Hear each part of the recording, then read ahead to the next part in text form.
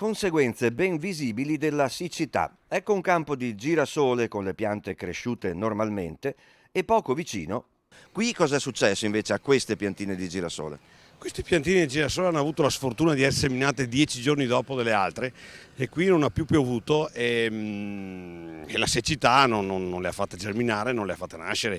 Quelle poche che sono nate, mezze sono morte appunto per mancanza di acqua e tantissime non sono riuscite a uscire per la crosta che si è formata sulla superficie. Infatti se vediamo ci sono delle crepe enormi nel terreno e abbiamo una piantina ogni metro anziché ogni 20 centimetri come dovrebbe essere. Senta, ma allora non si è riusciti nemmeno con l'irrigazione a salvare questo campo, questa semina, questo prodotto, il vostro lavoro e ciò che ci si aspettava che poi uscisse? Il problema è che abbiamo fatto una prima irrigazione e poi non abbiamo più avuto acqua, cioè manca l'acqua, manca la possibilità di far partire gli impianti e irrigare il terreno. Eccoci sul campo di erba medica, cioè sembra che sia passato un rullo sopra.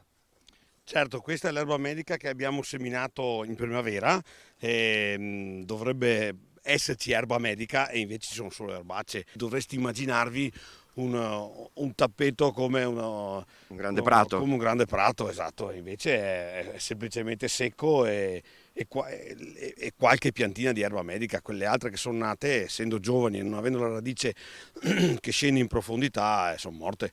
Che annata agraria ci dobbiamo aspettare nel Padovano e non solo, insomma anche nei dintorni, insomma nelle province magari limitrofe?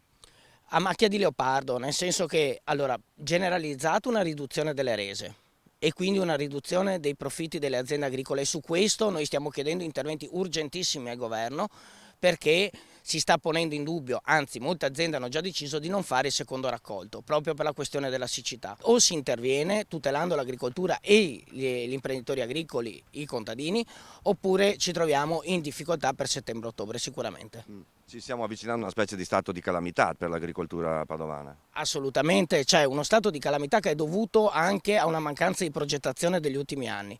Noi stiamo ribadendo che è necessario pensare a una rete di invasi diffusa nel territorio utilizzando le cave e i posti dove è possibile raccogliere l'acqua in modo da poterla trattenere nel momento in cui ci sono le precipitazioni e rilasciarla nel momento necessario per l'agricoltura.